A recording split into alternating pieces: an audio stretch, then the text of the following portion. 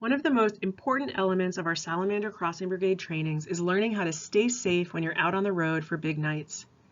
Big nights are by nature dark, wet, sometimes foggy, times when driving visibility can be dramatically reduced and drivers may not expect to be seeing people in the road.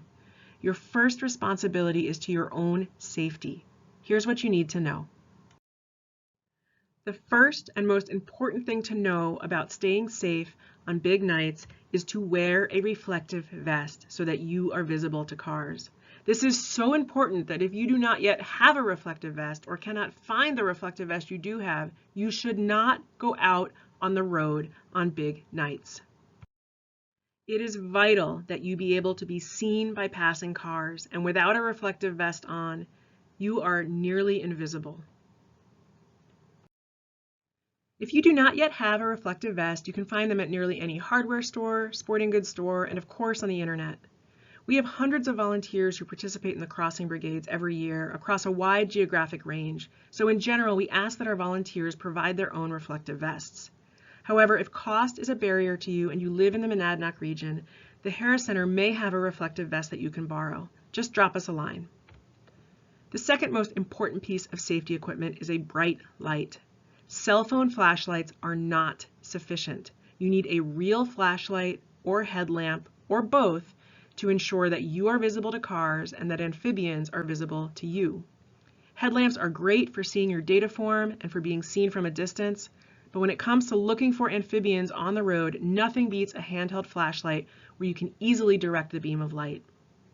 In addition, you want to make sure that your lights are charged or have fresh batteries in them. This is not the time to grab that old flashlight that's been sitting unused in the junk drawer for a year and hope that the batteries are still good.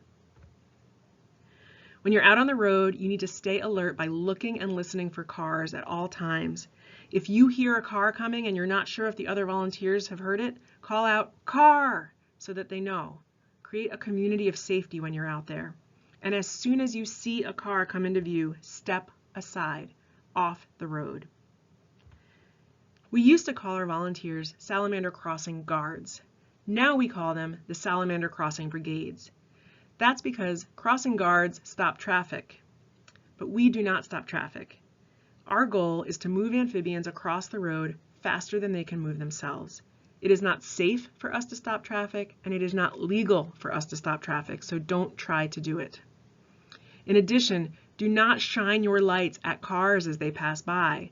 You run the risk of shining the light right in the driver's eyes and creating an unsafe situation.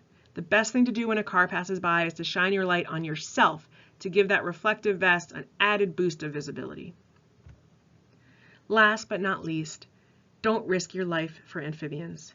Now this sounds obvious, but there's one scenario in which it might be a little less clear-cut. If you do this long enough, there will come a time when you have stepped off the road because a car is coming and you are looking out into the road. You are using the headlights from that car because they are illuminating the road better than your flashlight ever could, and you're scanning for critters. And there will come a time when you see a spotted salamander or a wood frog in the beam of those headlights. And your first thought will be, I can rush out there real quick and grab that critter out of the road before the car comes. I want your second thought to be my voice in your head saying, don't do it. On big nights, roads are wet and slick. It is easy to slip when you're in a rush. In addition, salamanders and frogs can squirm out of your hands, making an unsafe situation for everybody. It's one of the most difficult parts of being a crossing brigade volunteer is stepping aside when cars pass by, even when you know critters are on the road. But it's what you must do. Keep your eye on that critter, hope for the best, and tend to it after the car has passed. If you're hoping to bring kids out to the crossings, there are some added precautions you should keep in mind. First, leave very young children at home. Crossing brigades are best suited for kids elementary school aged and up, who know how to be safe around traffic and who you can trust not to dart into the road if they see a salamander. Do some research ahead of time to find a crossing site that's family friendly. This means wide shoulders or sidewalks, slower moving traffic, maybe some street lights for added visibility. On our Harris Center website, we have information about crossings in the Monadnock region that we know to be family friendly, as well as crossings that we know are not family friendly.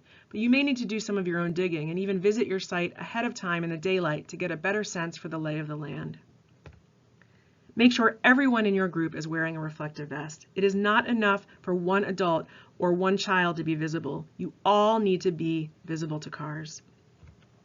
And lastly, we highly recommend a 1-to-1 adult-to-child ratio, with the primary responsibility of each adult being the safety of the child in their care.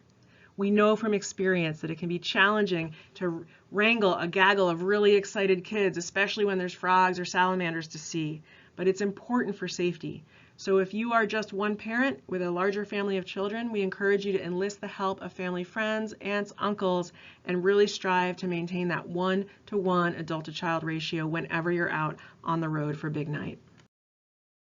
This is Andrew, and Andrew is modeling great Salamander Crossing Brigade behavior.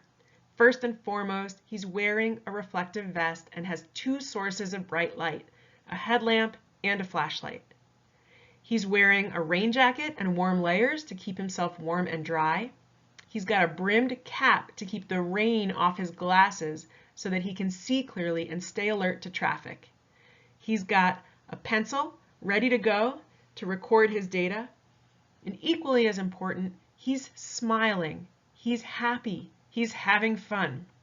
If you have reached the point of the night when you are no longer smiling because you are cold or tired, you're also not going to be able to be as alert to safety issues, and it is time to go home. We ask our volunteers to come out if they can and to stay as long as they like.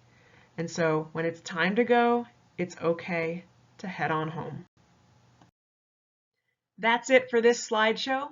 All of these safety tips can be found in a downloadable PDF at harriscenter.org, where we also have a ton of other salamander-related information. So we encourage you to check it out. Thanks again for your attention to safety. We'll see you out on Big Night.